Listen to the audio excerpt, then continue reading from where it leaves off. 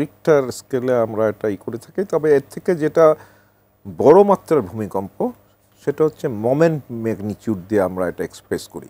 কারণ এখানে হচ্ছে একটা বিরাট অংশ সেগমেন্ট, তার হিউজ একটা মাস, সেটা যখন মুভ করছে তার মোমেন্টাম, হ্যাঁ, সেটা হচ্ছে এরিয়া দিয়ে আমরা সেই জিনিসটাকে আমরা সেই ম্যাগনিটিউডটাকে আমরা এটা ডিফাইন করি।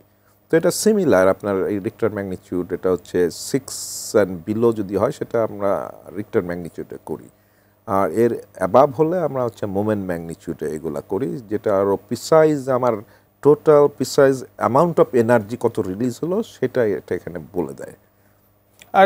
আর এর সাথে যেটা যে জিনিসটা যে বিশেষ করে কনস্ট্রাকশন যে জিনিসটা, এই যে বিল্ডিংয়ের ভালনারেবিলিটি, এটা আসলে ওই ম্যাগনিটিউডের উপরে ডিপেন্ড করে না।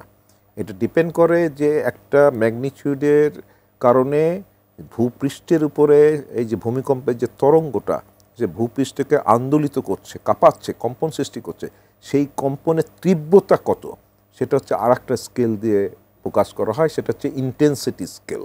স্যার, আমরা বলি যে বিজ্ঞানের চরম উৎকর্ষের একটা সময়ে আমরা অবস্থান করছি। আপনার আলোচনা থেকে আমরা জানছিলাম ভূমিকম্প কোথায় হবে সেটা অন্তত আইডেন্টিফাইড, কবে হতে পারে একটা টেন্টেটিভ সময় পেয়েছি।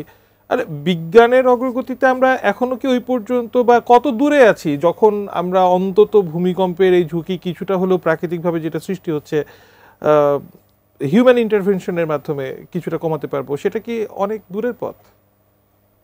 হিউম্যান ইন্টারভেনশনের মাধ্যমে কমানো সেটাই সম্ভবই নয়। না না না, এটা হচ্ছে nature to be commanded must be ওবেইড।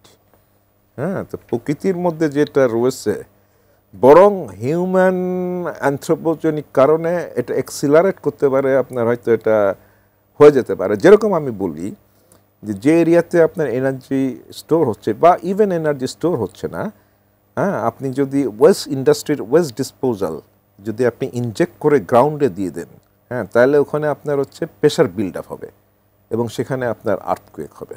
অর্থাৎ মানে মাটির নিচে আসলে আমাদের ওটাকে বলা হয় ইনডিউস আর্থকুয়েক। মাটির উপরে হয়তোবা করার অনেক কিছুই থাকতে পারে। আমি ঠিক সেই প্রসঙ্গেই অধ্যাপক ডক্টর আদিল মোহাম্মদ খান আসতে চাই।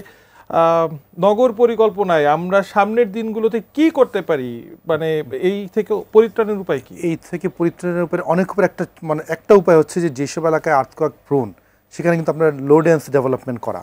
মানে শহর মানে যে অতি হাই ডেন্স হলে আপনার এমনিতেই যেমন ইনফ্রাস্ট্রাকচারাল ডেভেলপমেন্ট কস্ট বেড়ে যায়, আবার অতি হাই ডেন্স হলে কিন্তু আপনার কোনো ক্যাজুয়ালিটিতে আপনার কিন্তু মৃত্যুর হারও বাড়বে। তাহলে এই জন্য আমাদের নগর পরিকল্পনায় কিছু সিবিডি এরিয়া বা কিছু আরবান কোর বাদে আমাদের কিন্তু হাই ডেন্সিটি ডেভেলপমেন্টকে ডিসকারেজ করা। আর এই যে সাম্প্রতিক যে আপনার প্লাবনভূমি এলাকাতে নগর সম্প্রসারিত হচ্ছে, সেখানেও হাই ডেন্সিটিকে নিয়ে যাওয়ার জন্য কিন্তু ড্যাপে এই সরকার সে সংশোধন করলো। সেখানে কিন্তু প্লাবনভূমির ক্যারেক্টার একদমই আমলে নেওয়া হচ্ছে না, অথচ রাজুক নিজে কিন্তু তার আরবান রেজিলিয়েন্স প্রজেক্টের অংশ হিসেবে কিন্তু জিওলজিক্যাল ক্যারেক্টারে মাটির নিচে কী আছে এটা করেছে, কিন্তু সেটাকে প্ল্যানে ট্রান্সলেট করে নাই। এবং আমরা যখন বারবার বলছি যে আমাদের নগরের বিভিন্ন এলাকার বৈশিষ্ট্য অনুযায়ী, জিওলজি অনুযায়ী বিভিন্ন ধরনের উচ্চতার ভবন তৈরি করতে হবে, সেটাকে একদমই ডিসরিগার্ড করে এখন ব্যবসায়ীদের চাপে সরকার নিজে নগর পরিকল্পনাকে, সে নিজের তৈরি করা নগর পরিকল্পনাকে সে ভেঙে দিয়ে যেই মডিফিকেশন বা চেঞ্জ আনলো, সেটা কিন্তু আমাদের রিস্কটা বাড়িয়ে দিল।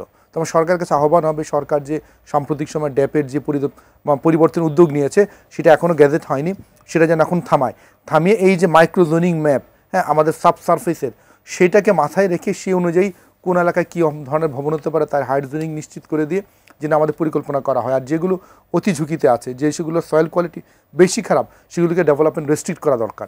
মানে এইটাতে না গেলে আপনি কোনো কিছু দিয়ে কিন্তু সামাল দিতে পারবেন না।